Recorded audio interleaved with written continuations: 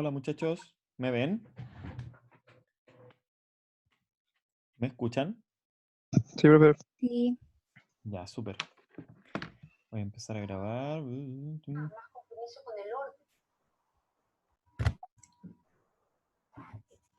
Ah, está grabando. Ok. Em, ya, un par de cosas nomás que me equivoqué, ando muy acelerado con el curso y les puse una votación que no era para ustedes. Ya, era sobre, era sobre mandar material impreso que los alumnos de primer año necesitan estudiar sin mirar el computador. Ya, ustedes también, pero no tengo un apunte del curso para mandarle. Videoconferencia mirándolo. eh, no hay un apunte del curso para mandarle. Entonces, mm, idealmente, si existiera un apunte de intro a la metrología, se los mandaría. Seguro que sí, pero no hay. Así que son como muchas lecturas sueltas y tomaría mucho. Sería muy difícil armar algo para que ustedes lo tuvieran pronto. Pero quizás, no sé, estoy pensando que para el próximo semestre quizás sería, si es que vamos a seguir así, online, quizás todos los cursos debieran tener material en papel y debieran ustedes recibirlo. Ya eso ayudaría. No he escuchado a nadie más que proponga eso todavía. O no sé si no he escuchado en el foro, pero lo estamos tratando de hacer para los alumnos de primer año ahora, en física al menos. La otra cosa era que les subí un PowerPoint que no es el PowerPoint que estábamos siguiendo para efecto invernadero. Ya era uno que yo había empezado a hacer para el curso, para la clase, pero al final decidí que ese no era, que es el Radiación 5 no es el que estamos siguiendo más bien Invernadero Diplomado CC 2019, ¿ya? Y con eso vamos a seguir hoy día. Entonces, pero antes de seguir, ¿se recuerdan que la clase pasada estuvo súper enredada y súper difícil? Antes de seguir, me gustaría que si alguien tiene dudas respecto de la clase pasada, me las diga ahora, ¿ya? Aunque no las conteste, no les voy a contestar, pero quiero saber qué cosas no entendieron de la clase pasada.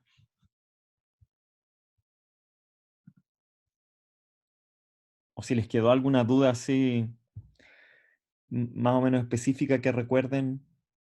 Les recuerdo que estábamos hablando del efecto invernadero. Y Yo, estábamos, profe, sí, Javiera, sí, es que cuando nos mostró el gráfico, bueno, el que estuvimos hablando harto rato, había una parte en donde era lo absorbido creo que era el CO2 en ese sector, y había una línea que estaba como al medio, que usted le explicó, la línea roja que está como al medio de toda esa parte absorbida. eso de acá, como ese cachito que va para arriba. Sí, ese. Ya. Sí, ya apartamos ahí entonces, po, porque eso es justo donde iba a partir hoy día. ¿Ya? Voy a tratar, según los nuevos lineamientos de la escuela, voy a tratar de respetar la hora de clases, chicos, ¿ya? Porque en general no lo hacemos y en general no ocupamos todo el módulo, ¿ya? Así que voy a tratar de que terminemos a las 3:30, ¿ya? Con eso, pero lo que sí quiero lograr hoy día es que ustedes entiendan el efecto invernadero. ¿Se acuerdan de eso, cierto? Entonces voy a hacer una votación al final para que sepamos si ustedes aprendieron o no el efecto invernadero y de acuerdo a su propia percepción, al menos. Si mejoraron su comprensión o si les quedó todavía peor que lo tenían antes. Ya también puede ser un resultado de esta clase que es igual media ambiciosa, encuentro. Es bien ambiciosa esta clase eh, porque ustedes no tienen todas las herramientas para entender, pero yo creo que sí debieran poder ser capaces de entender lo mejor posible. Entonces, fíjense que acá hay dos gráficos, ¿ya? Uno muestra la radiación, cómo sería el espectro si es que uno estuviera fuera de la atmósfera terrestre y mirara hacia a la Tierra en circunstancias normales, es decir, la curva negra es con una vez el CO2 que hay en la atmósfera, en circunstancias de una atmósfera artificial que no existe, sin CO2, así se vería, y otra atmósfera artificial que tampoco existe, que sería una vez el CO2 que hay, más cero vapor de agua, es decir, sin vapor de agua, una atmósfera sin vapor de agua. Y así luciría el espectro de emisión de la Tierra desde el espacio, ¿ya? Entonces, acá en este gráfico de la derecha están las diferencias de esos gráficos respecto del gráfico negro, ¿sí? Que es como el experimento de control, si uno quiere. Entonces, por ejemplo, ustedes me dijeron que este color era celeste, así que les creo. La mayor diferencia entre la simulación de una vez CO2, que sería el clima normal de la Tierra, versus una en que no hubiera CO2, se daría aquí alrededor de esta línea de los 15 micrómetros, ¿ya? En donde faltaría mucha radiación, ¿cierto? O sea, habría mucha más radiación, y ahí eso está puesto como negativo acá, porque significa que se perdería mucho más radiación hacia el espacio si es que no hubiera CO2 que lo que pasa en el clima de control o en el clima presente.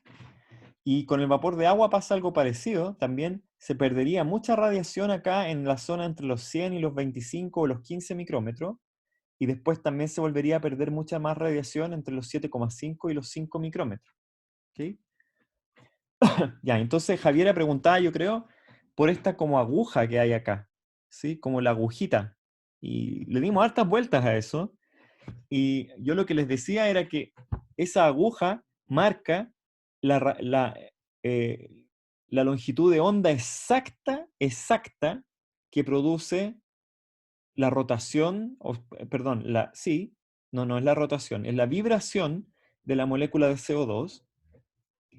Entonces, esa longitud de onda, esos fotones son exactamente los que producen la vibración de la molécula de CO2.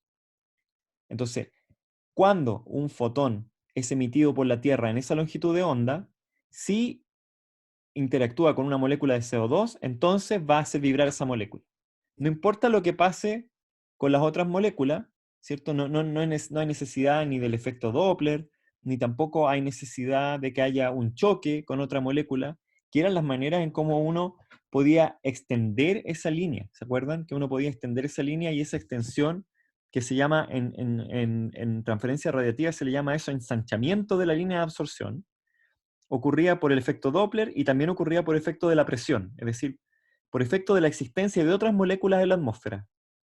Pero cuando uno está justo en la longitud de onda que produce la vibración de la molécula de CO2, entonces las probabilidades de que ese fotón no pase son muy altas, son muy altas. Que no logre escapar hacia el espacio, ¿sí?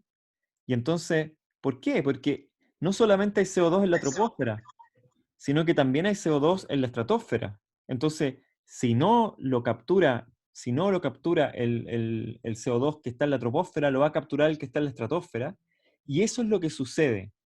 Lo que sucede ahí justo en la línea de absorción es que ahí, en ese punto, la línea de absorción está saturada y por lo tanto la absorción se produce, si no se produce en la troposfera, se produce en la estratosfera.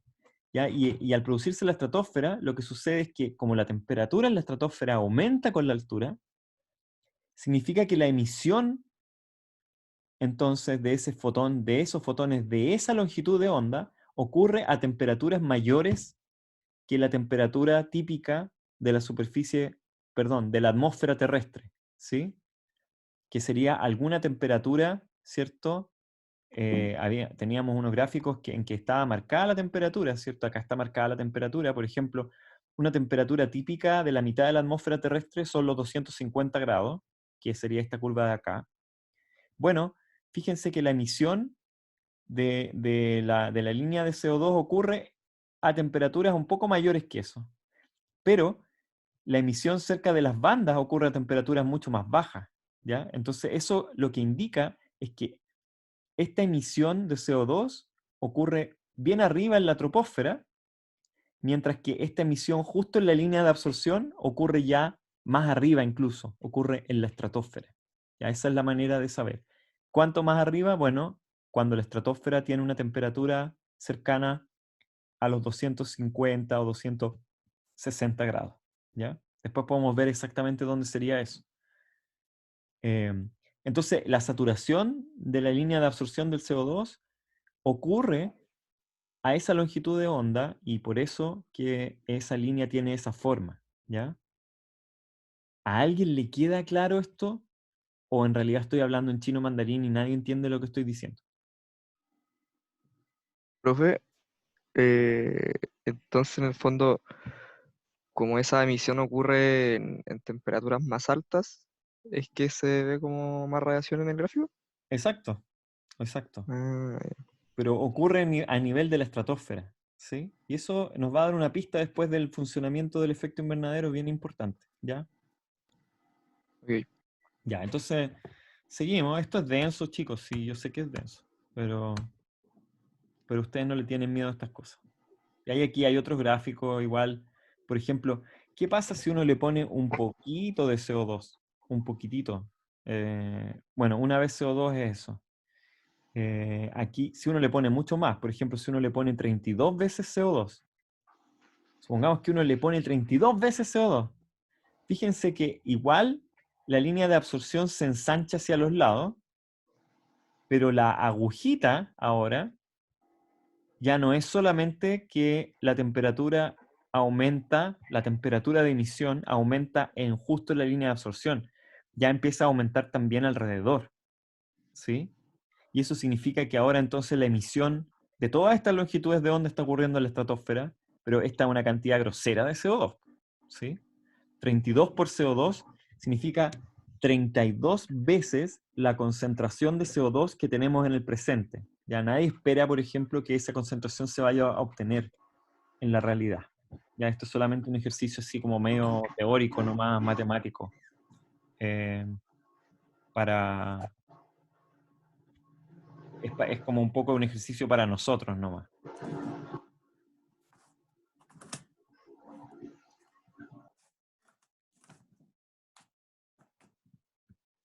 Ok. Entonces, bueno, aquí podemos ver, por ejemplo, eh, esta me la voy a saltar. Me la voy a saltar porque si no, nunca vamos a terminar. Ok, entonces, fíjense que este es más o menos cómo se ve o cómo se presenta la curva de concentración de CO2 en los últimos 50 o 60 años. Y fíjense que en los últimos 60 años la concentración de CO2 en la atmósfera ha subido desde a más o menos 315 partes por millón a 420 partes por millón, más o menos, que es lo que 415, digamos. Es decir, ha subido justo en un periodo ¿cuánto? 63 años, ha subido 100 partes por millón, ¿ya? Eso significa que todavía no se ha duplicado, si es que supongamos que la concentración original de CO2 antes de la revolución industrial, antes de la invención del motor de combustión, eran aproximadamente 280 partes por millón. Fíjense en esta figura de acá. Eso es lo que teníamos el año 1800 o el año 1750, más o menos. ¿Ya? De 280 partes por millón pasamos ahora a 415 partes por millón. ¿Cuándo vamos a conseguir esa duplicación de CO2? Que serían, la duplicación de CO2 siempre se considera respecto del periodo preindustrial, que es este periodo en donde las emisiones de CO2 todavía no habían despegado así de manera exponencial. ¿Ya? Entonces, antes de ese periodo industrial, la concentración era 280. ¿Cuántos años más necesitamos, por ejemplo, para llegar a los 560 partes por millón? Que sería el doble de lo preindustrial. Supongamos que calculamos a 3 partes por millón por año, más o menos, el aumento. ¿Cuántos años son esos?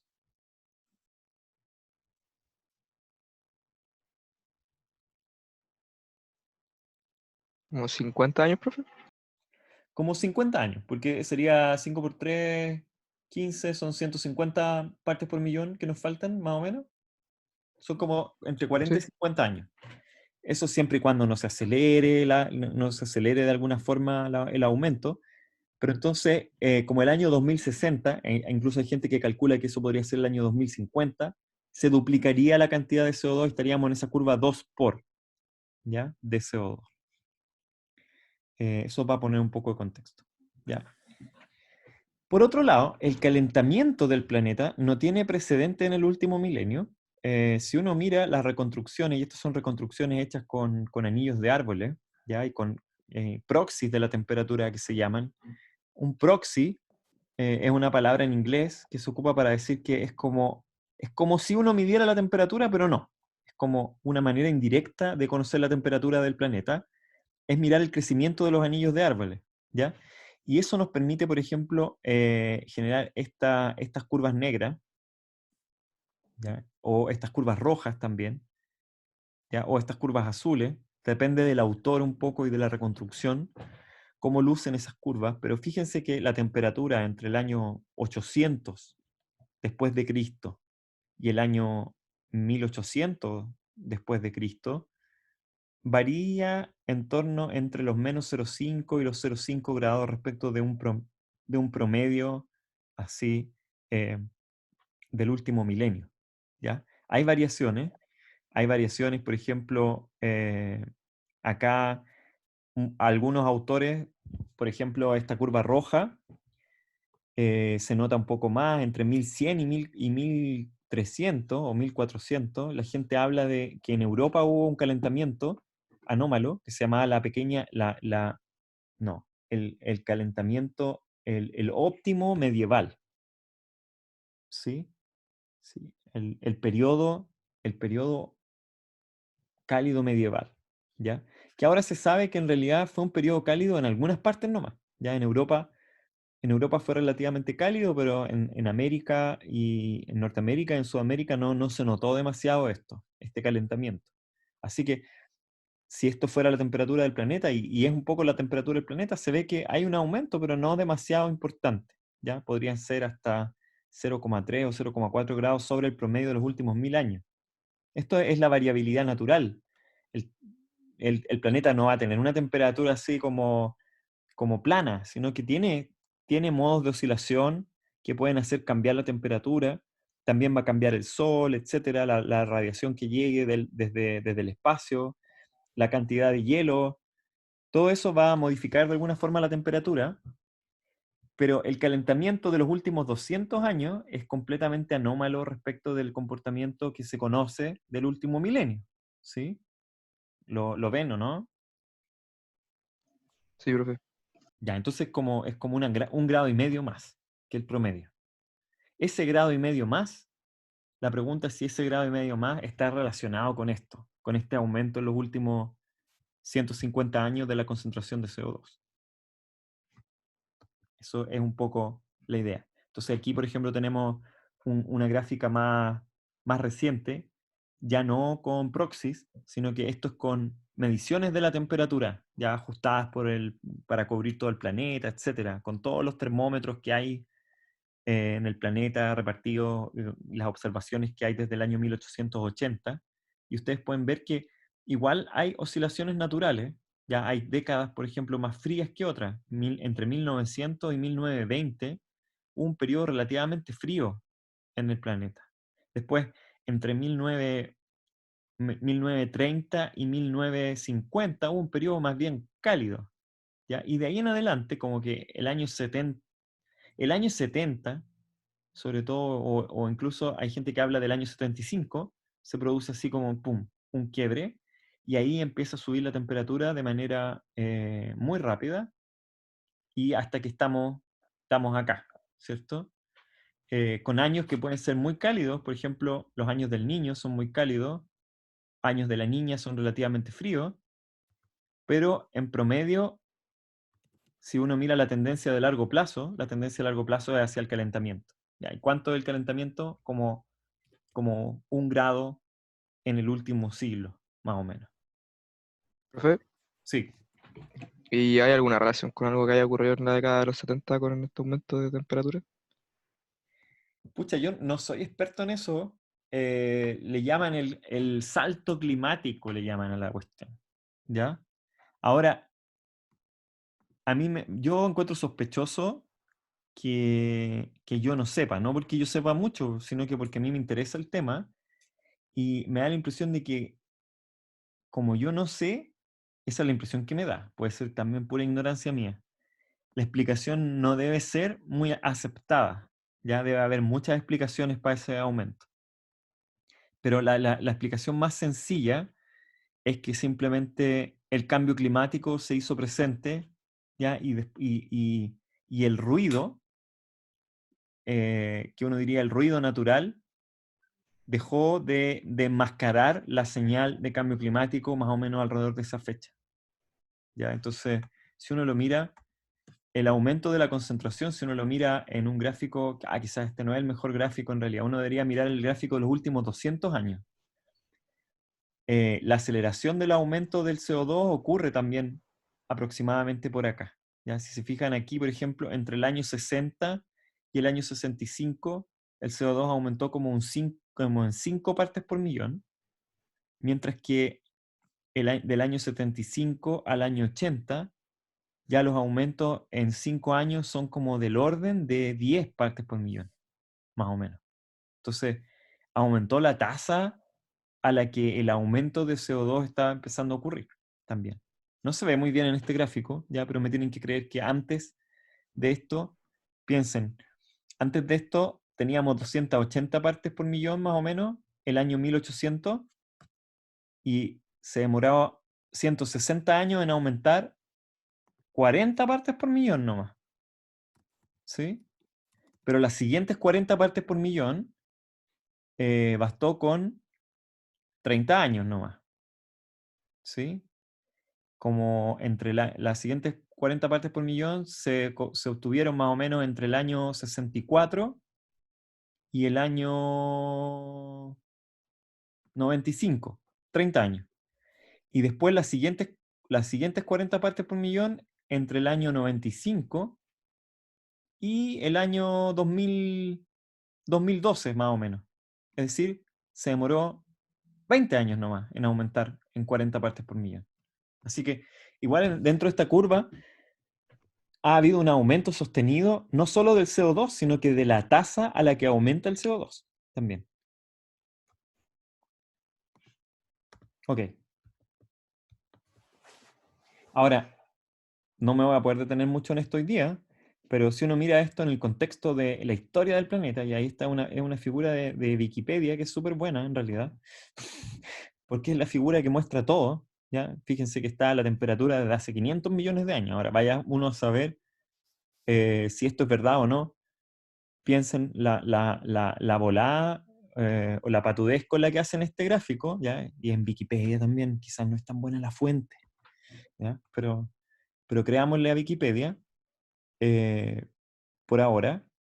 Esta es la diferencia de la temperatura promedio global respecto del periodo entre 1960 y 1990, ¿ya? Entonces, el clima de la Tierra ha pasado por muchos óptimos climáticos. Óptimo se llama en general a las temperaturas altas de la Tierra. Se nos está colando audio de alguien. Sí, José estaba hablando, ya. Entonces, por ejemplo, está ese periodo de ahí que se llama el PETM, no sé si lo alcanzan a ver, es uno chiquitito ahí, que es como una línea, ¿ya? Durante el PETM, que es el máximo termal del Paleoceno-Eoceno, ¿ya? De hecho, fíjense que ahí en ese máximo está justo la separación entre esas dos edades geológicas, el Paleoceno y el Eoceno. La temperatura fue 14 grados más alta que el promedio del año 1960 al año 1990. ¿Ya? ¿Diferencias y similitudes entre ese periodo y el presente? Una principal y bien egocéntrica, más bien antropocéntrica, es que nosotros no existíamos como especie todavía en esa época, ¿ya? Y por lo tanto no teníamos ni que adaptarnos a esas temperaturas todavía. De hecho, acá hubo una extinción masiva de mamíferos, ¿ya? Ya los mamíferos ya habían aparecido, pero con este aumento del PTM, que fue un aumento como de 4 grados, 5 grados, respecto de la temperatura que ya era bastante alta, se extinguieron una cantidad de mamíferos grandes. ¿Ya?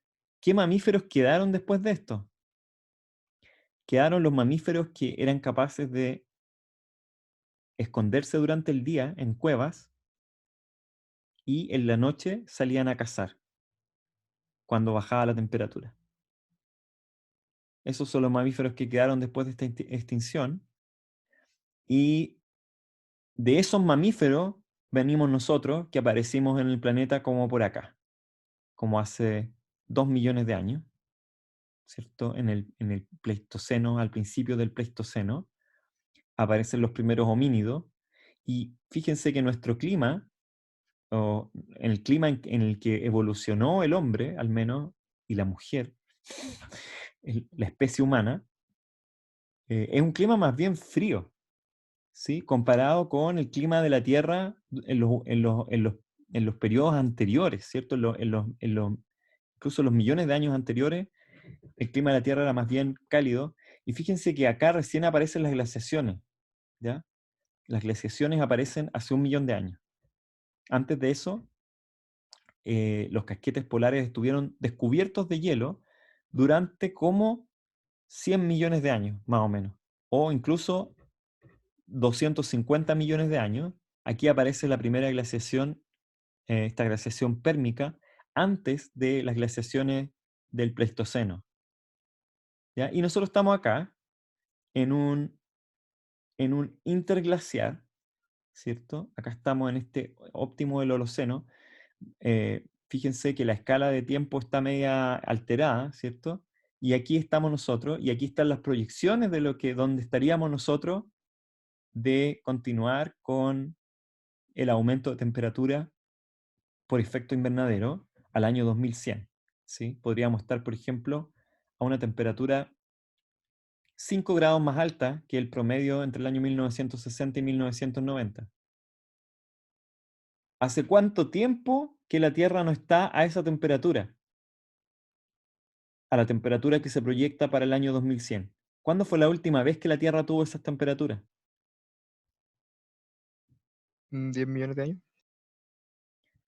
Como hace 10 millones de años. Incluso más, como por ahí, ¿cierto? Entre 10 y 20 millones de años. Sí, como 20. Entonces, la pregunta es, ¿se adapta el sistema a estos cambios? ¿Se adapta la Tierra a este cambio que es como un cambio, una función escalón, ¿cierto? Visto en este mapa geológico. Es cierto que hay cambios de temperatura que son igualmente rápidos, ¿ya? O parecidamente rápidos. La verdad es que no. No hay ningún cambio de esta magnitud como el que se espera que podría ocurrir de continuar el calentamiento global y el efecto invernadero. No hay ningún cambio que tenga esa magnitud y que haya ocurrido en la cantidad de tiempo que nos ha tomado a nosotros o que nos tomaría a nosotros hacer este cambio, que son meros 200 años. ¿Sí? Aquí, por ejemplo, el PTM tiene una escala, no se ve, pero tiene una escala de miles de años. Este aumento de temperatura ocurrió como durante 2000 a 5000, incluso pueden ser 10.000 años que se demoró en llegar al máximo. Acá lo estamos haciendo en 200 años. Y ustedes se pueden imaginar con la consiguiente estrés que uno le produce al sistema climático en todas sus componentes, pero en particular a la biosfera, ¿cierto? La biosfera tiene capacidad de adaptarse más o menos nomás, porque por algo ocurrieron estas extinciones masivas en estos episodios de calentamiento que también tienen que ver con la liberación de gases de efecto invernadero. ¿Ya? Acá no se sabe muy bien cuál fue el gas que se emitió en el PETM o en el PETM, pero lo que se cree es que fue metano o CO2, se liberó un gran reservorio de metano o CO2 a la atmósfera y eso produjo el calentamiento, ¿ya? En un proceso natural, no en un proceso como el de nosotros, que es un proceso más bien antrópico. ¿Okay? Chicos, tomémonos 5 minutos hasta las 3:05. ¿Ya? Vamos a hacer la pausa antes porque también dijimos que íbamos a terminar antes hoy día, ¿ok? Ok. Ya, 3:05. Bueno.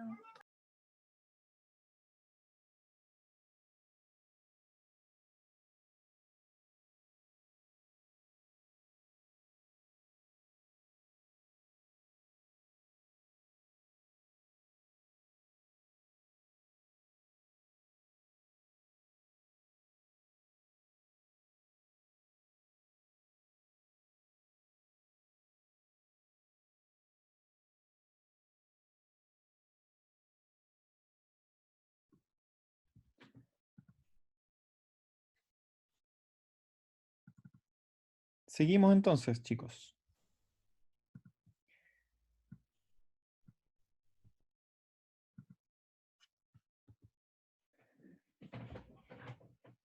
Bueno, y esta era la temperatura, ¿cierto? Acá está el CO2, que no está estrictamente relacionado con la temperatura.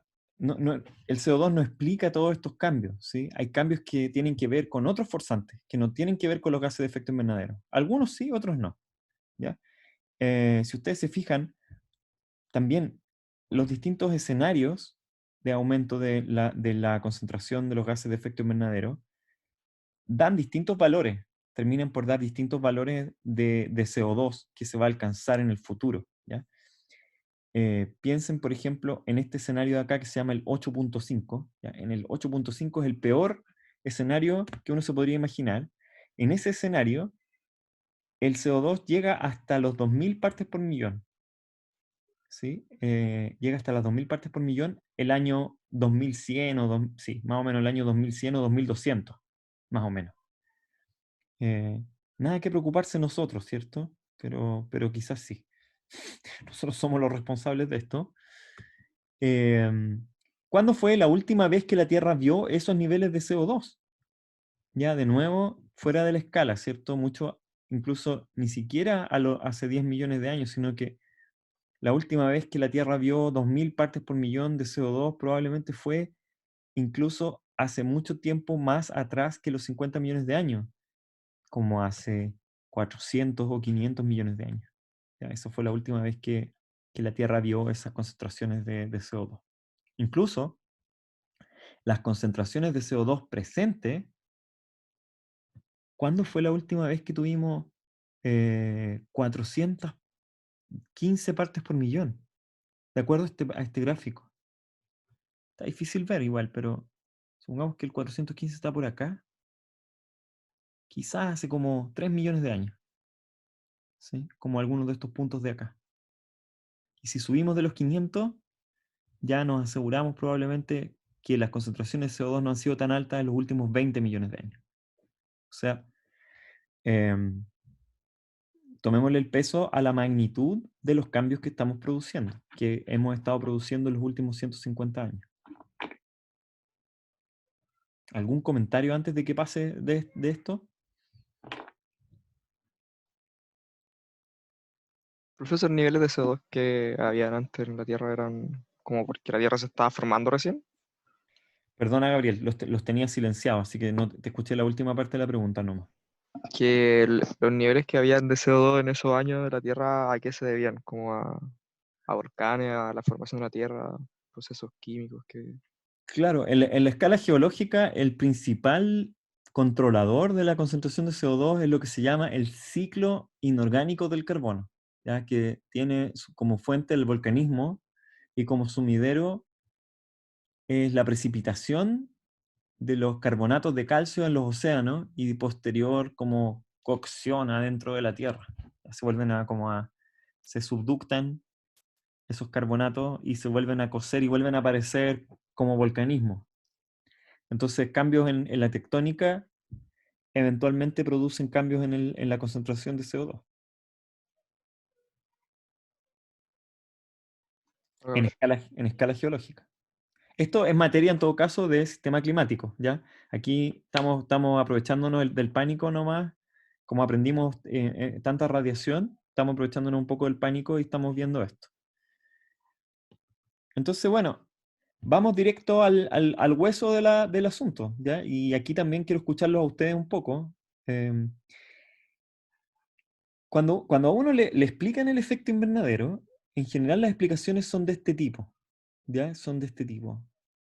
Típicamente, bueno, ¿por qué ocurre el efecto invernadero en la atmósfera? Es que lo que pasa es que la atmósfera atrapa el calor dentro del planeta, ¿ya? Y no lo deja salir. Entonces, em, ya, ok, pero en realidad igual lo deja salir.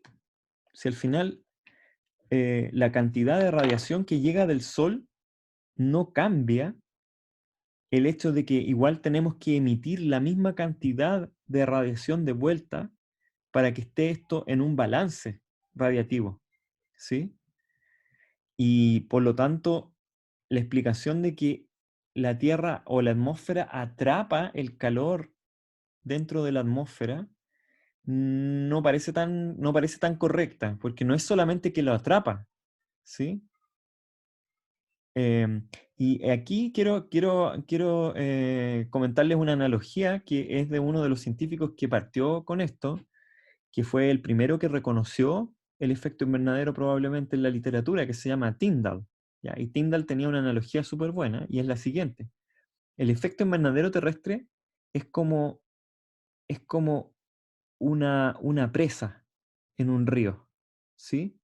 En que si yo tengo el río corriendo de manera normal, entonces yo voy a meterme al río y me voy a mojar hasta no sé, pues, hasta las pantorrillas.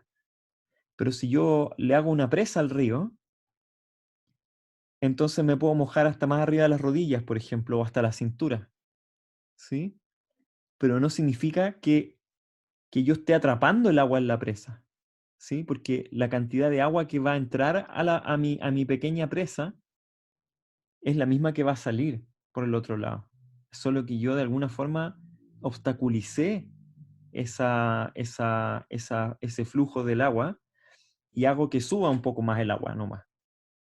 Y en subir el agua, así esa es una buena analogía para el efecto invernadero. Así que, curiosamente, esa analogía sigue siendo mejor que esta, ¿ya? Y ustedes pensarán que yo estoy aquí esta cuestión de quizás qué página web. Es una página de la NASA, ya que se llama NASA Kids. Y fíjense que está todo mal, porque dice, durante el día, la energía del Sol alcanza la atmósfera de la Tierra. Y la mayor parte de la radiación solar atraviesa la atmósfera, ¿sí? Pero en la noche, la mayor parte de la radiación solar escapa de vuelta al espacio. Ya, esto igual es medio raro, porque la radiación infrarroja en realidad se está emitiendo por el planeta en todo momento, no solamente en la noche, también en el día. ¿Ya? La única diferencia entre día y noche, curiosamente, es que el Sol ilumina una mitad de la Tierra, no que la radiación infrarroja escapa durante la noche. Así que esto está entero malo, ¿ya? Entero malo. Entonces, bueno, acá también hay una explicación también, esta es la explicación en texto de NASA Kids. La atmósfera de la Tierra hace lo mismo que un invernadero, ¿ya? Entonces, ¿y qué es lo que hace un invernadero? Un invernadero es este lugar techado donde están las plantas adentro, ¿cierto? Y le llega radiación solar, pero lleva radiación solar, pero no deja salir el calor. Ahora, en un invernadero real, no es la radiación infrarroja la que queda atrapada dentro del invernadero, sino que es más bien la convección la que calienta el invernadero. Porque uno tiene el sol calentando el invernadero durante el día, y en la noche lo que sucede es simplemente que ese calor no escapa por convección, pero no por radiación. Ya, así que tampoco el invernadero es la mejor analogía al efecto invernadero, ¿sí?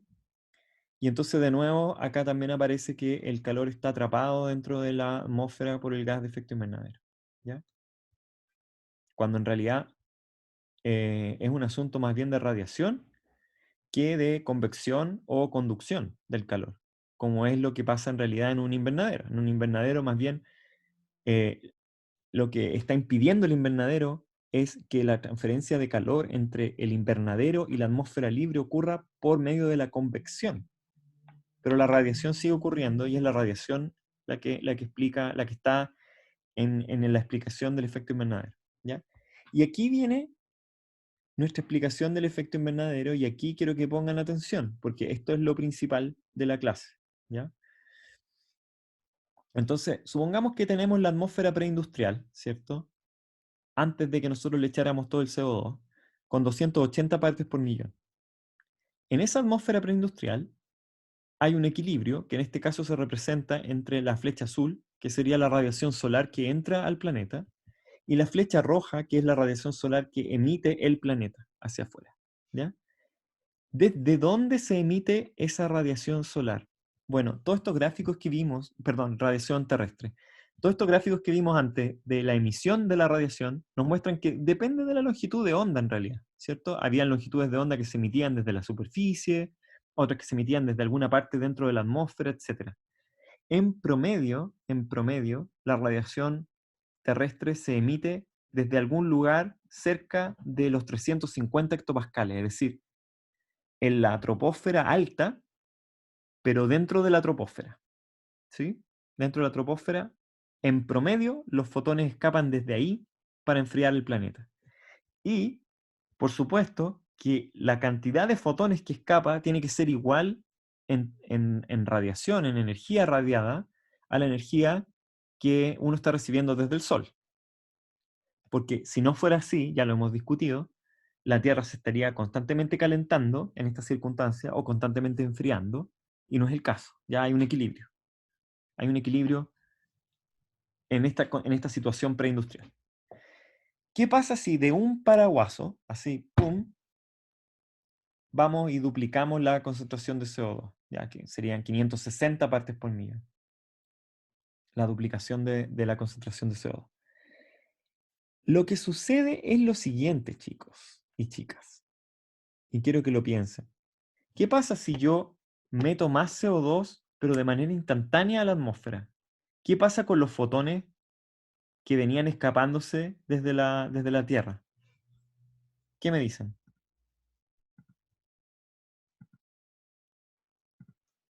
¿El CO2 la va a absorber? El CO2 los va a absorber, sí. ¿Y qué más? ¿Qué más, Javiera?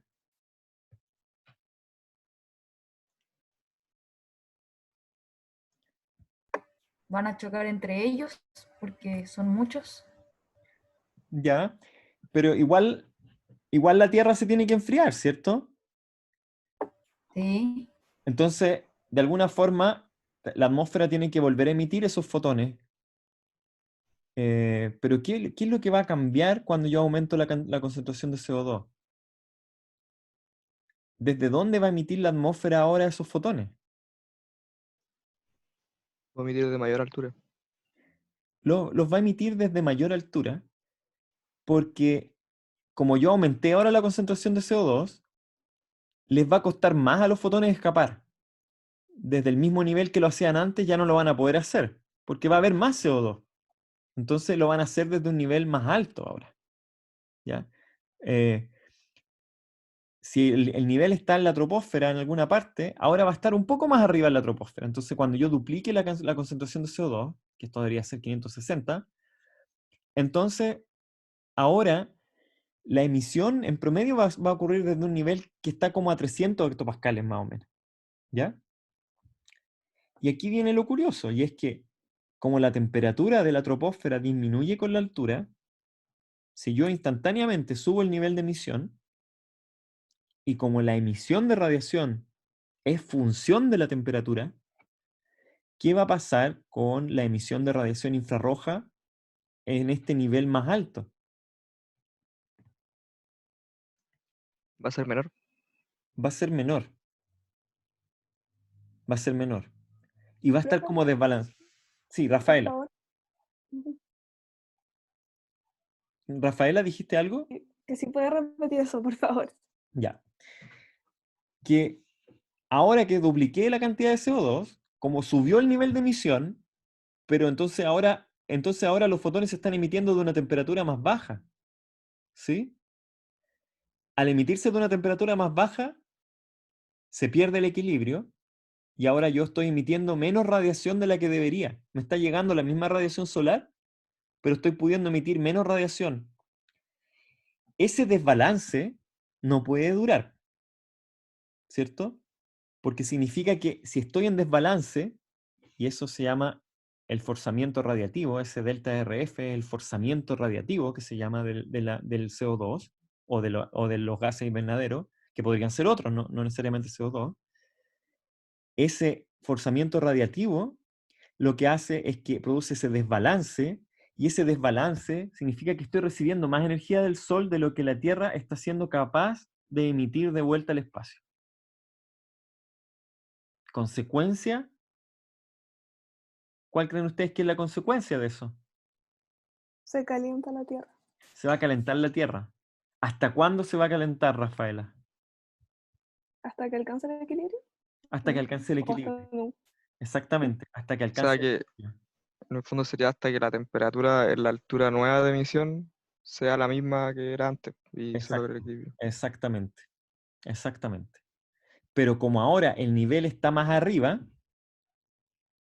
y la temperatura, la variación de la temperatura con la altura en la Tierra es un número fijo que no depende de la composición, de manera sustancial no depende de la composición, son 10 grados por kilómetro de disminución, lo va a hacer de más arriba, lo va a hacer, por lo tanto, eso significa e implica que la temperatura en la superficie y en toda la atmósfera tiene que aumentar.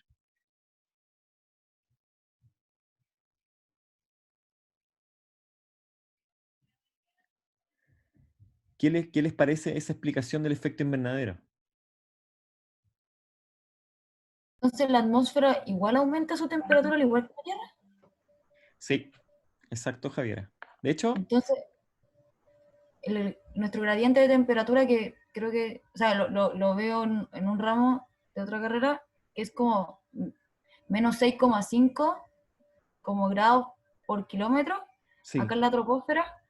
Entonces, eso ha ido disminuyendo. O sea, Ah, ya, bueno, eso, Javier, es otra pregunta.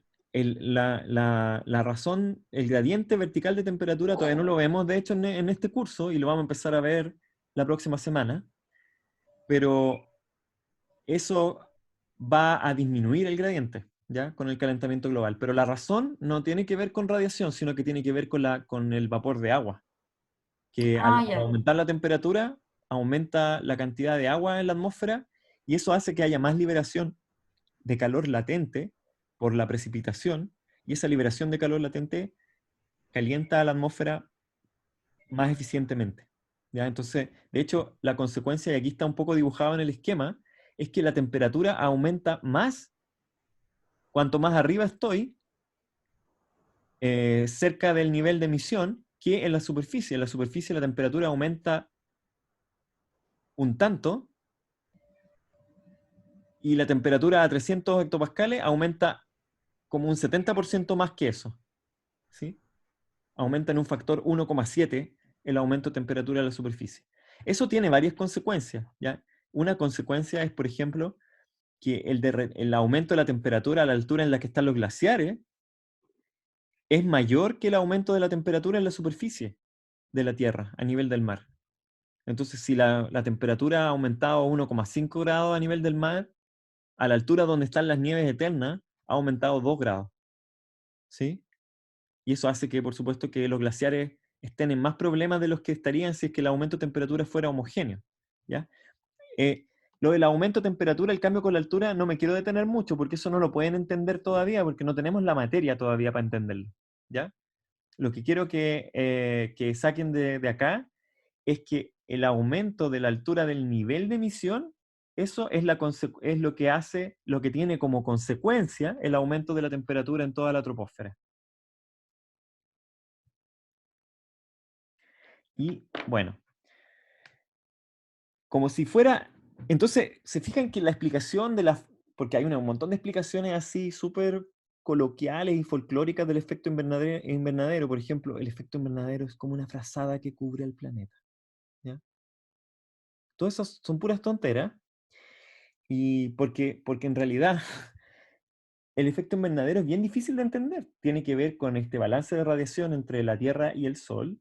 Tiene que ver con la disminución de la temperatura con la altura en la atmósfera. ¿Qué pasaría si la Tierra no fuera como es y la temperatura aumentara con la altura? ¿Qué pasaría cuando yo duplique la cantidad de CO2? Enfriaría la Tierra. ¿Alguien da más? ¿Alguien dice otra cosa aparte de Gabriel?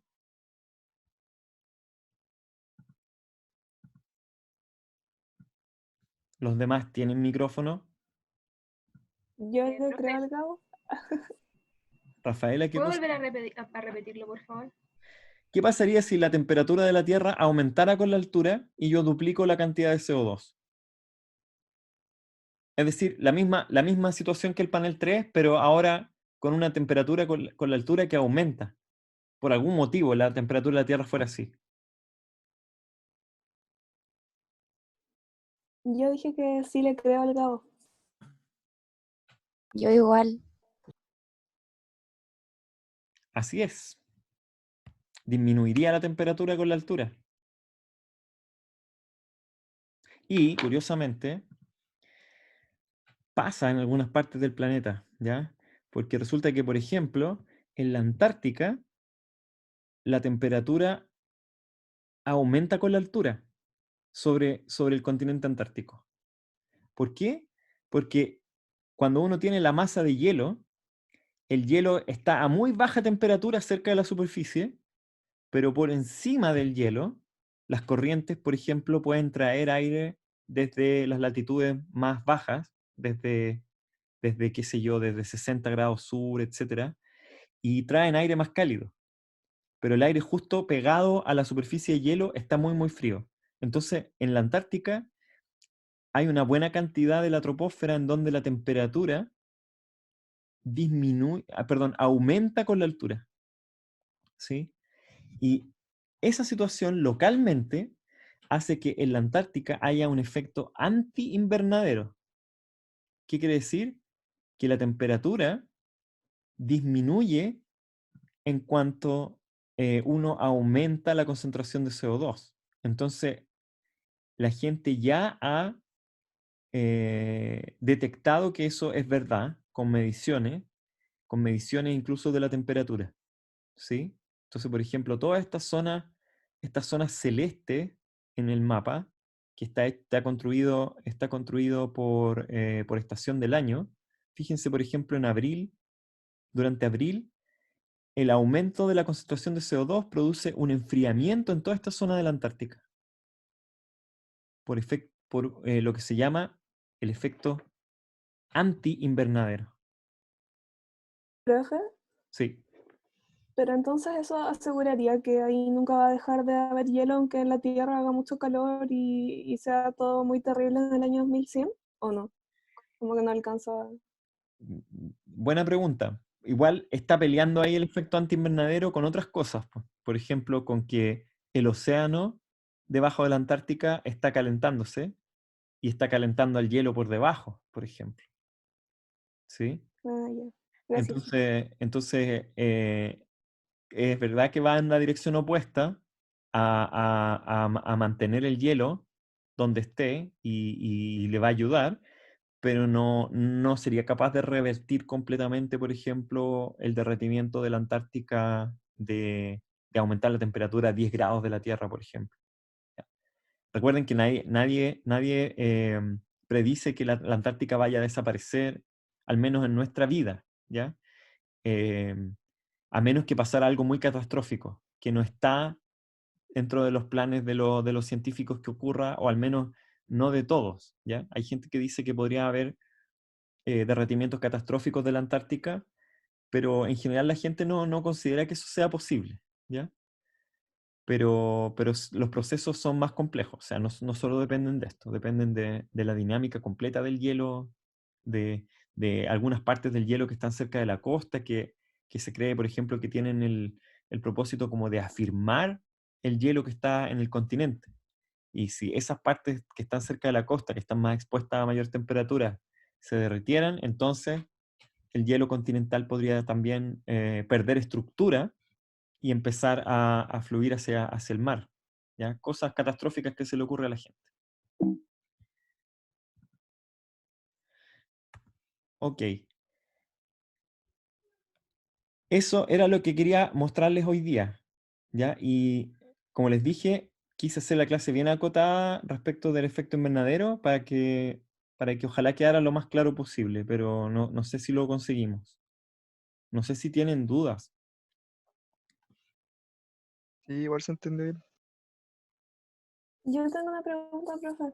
Sí, Es que eh, esto aquí estamos hablando solamente del CO2, pero hay más gases de efecto hay más gases de efecto invernadero, ¿cierto? sí, Entonces, como esto es para simplificarlo, como que pensamos en el CO2 y vemos los efectos de solo el CO2, pero en verdad pasa con más cosas. Como... exacto. Sí, es una simplificación, Rafaela, nomás, en que estamos mirando el CO2, pero como dices tú, el CO2 es una parte nomás de todo. Ya, y hay más transparencia en la presentación de las que les quise pasar. Por ejemplo, una que no les mostré es esta justamente. ¿Se las puedo mostrar o no me va a dejar? Sí, se las puedo mostrar. Acá está el forzamiento radiativo debido a cada uno de los gases de efecto invernadero. ¿Sí? ¿Lo ven o Mm, no? sí. Ya, entonces, por ejemplo, el CO2 está acá y el CO2 produce ese cambio, que sería este cambio, este desbalance de la radiación en el tope de la atmósfera medido como watt por metro cuadrado. El CO2 es responsable de como 1,7 watt por metro cuadrado de desbalance. Pero los otros gases de efecto invernadero sumados, ¿ya? El metano y todos los otros, y bueno, el metano, y aquí sale como CO2, H2O estratosférico, ozono y metano. Lo que pasa es que el metano eh, se mete en la química de muchos de estos otros compuestos. Entonces, aquí lo que está puesto es el efecto total del metano, incluyendo, por ejemplo, que cuando uno libera metano, hay metano que se oxida y pasa a ser CO2, y entonces pasa a ser gas de efecto invernadero CO2. Aquí está considerado solo el CO2 puro, como emitido directamente, ¿sí? En cambio, acá está el metano, el CO2 que resulta del metano, el agua estratosférica que resulta del metano, el ozono que resulta del metano y el metano mismo. Todo eso sumado al metano es como más de la mitad del efecto del CO2. Así que cuando uno habla de gases de efecto invernadero y uno se enfoca siempre en el CO2, en realidad no es cierto. Ya el metano es casi del mismo orden de magnitud el efecto del metano que el CO2. Los clorofluorocarbonos le siguen, tienen un efecto que es un orden de magnitud menor, después viene los óxidos de nitrógeno que tienen un efecto también menor. Ah, ya. Gracias, profe. Hay una duda en el chat, igual. Duda en el chat. Si la temperatura aumentara con la altura y con el doble de CO2, entonces los fotones se estarían emitiendo desde más abajo. Buena pregunta, María José. No realmente, po. Los fotones, cuando aumenta el CO2, siempre se emiten de más arriba, ¿ya? Lo que pasaría es que como la temperatura está aumentando con la altura, ¿sí? Al emitirse de más arriba, el desbalance sería al revés, porque significa que ahora el nivel de emisión ocurre a una temperatura mayor. Entonces, la Tierra estaría emitiendo más radiación de la que recibe del Sol, y eso haría que se enfriara, y entonces el nuevo equilibrio se alcanzaría cuando el nivel de emisión tuviera la misma temperatura, el nuevo nivel de emisión más arriba, tuviera la misma temperatura que tenía la atmósfera antes en el nivel de emisión. Como la temperatura aumenta con la altura, esa temperatura es menor. Así que tendría que bajar toda la temperatura de la atmósfera de nuevo. ¿Se entiende, María José?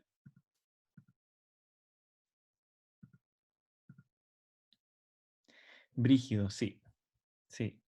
Entonces, ahora se pueden reír de esta explicación del efecto invernadero.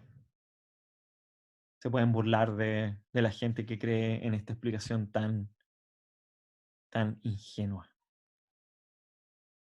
Profe, Sí. ¿por qué hay algunos como entendidos sobre el tema que son como escépticos al cambio climático y a efecto invernadero?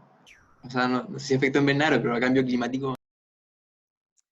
Bueno, ese es otro asunto. Ya también tampoco les iba a mostrar esas transparencias hoy día y no las puse directamente en la presentación, pero las pueden ver.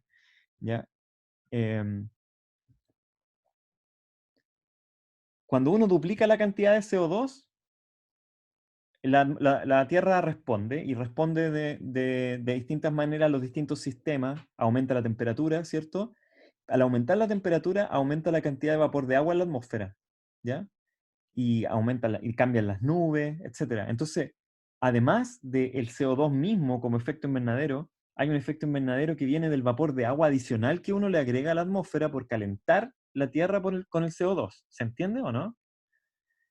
Entonces, para uno saber exactamente cuánto va a aumentar la temperatura cuando yo duplico la cantidad de CO2, uno requiere conocer todos los procesos físicos que van a ocurrir.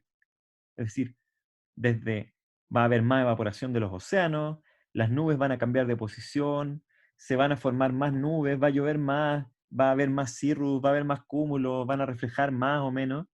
Y la verdad es que es tan difícil hacer toda esa modelación de parámetros que en general la gente no tiene una única respuesta para la temperatura, sino que tiene una distribución posible de temperaturas. ¿Ya? Y aquí ustedes ven, acá en este eje está la sensibilidad climática, que se llama, que es justamente esa temperatura. Es la temperatura que alcanzaría la Tierra si uno duplica el CO2.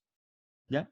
Y fíjense que la sensibilidad climática es una distribución. ¿Ya? Aquí, por ejemplo, el amarillo, eso que dice frame 05, es una típica. ¿Ya?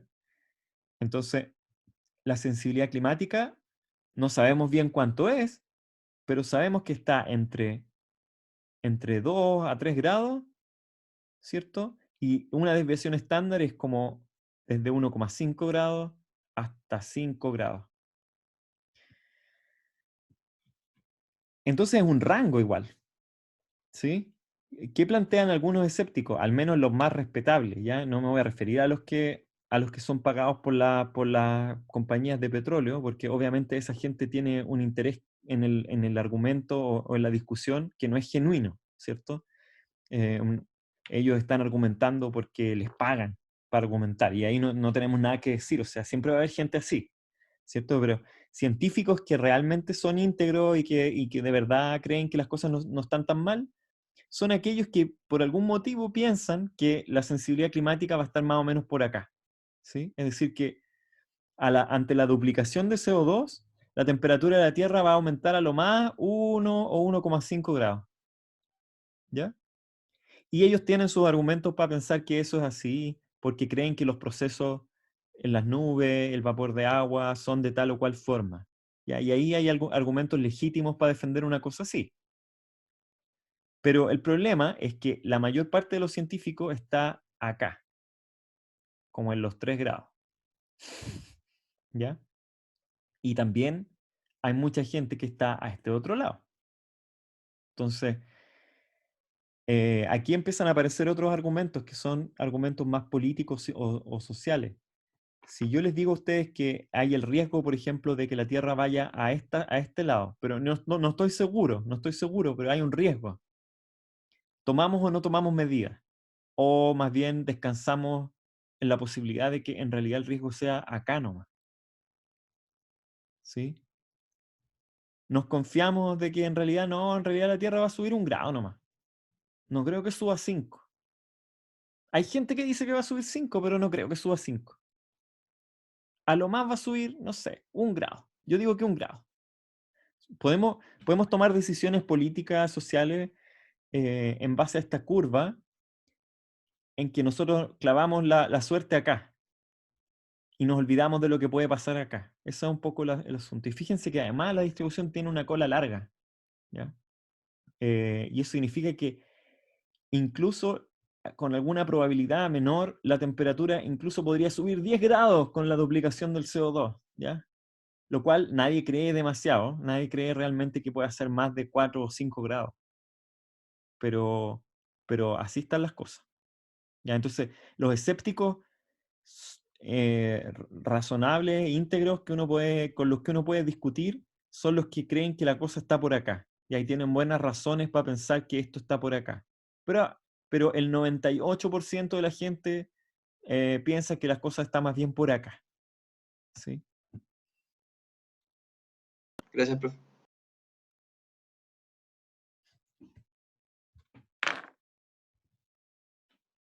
Ya, chicos, espero que haya sido interesante la clase. A mí, en general, este tema del efecto invernadero me apasiona. Y encontré un paper súper bueno. Ya es largo y está en inglés y es súper denso, pero si alguien lo quiere leer así y quiere profundizar en esto, se lo subí a un curso, por si acaso. Gracias, profe. Ya, chicos, nos vemos el próximo lunes.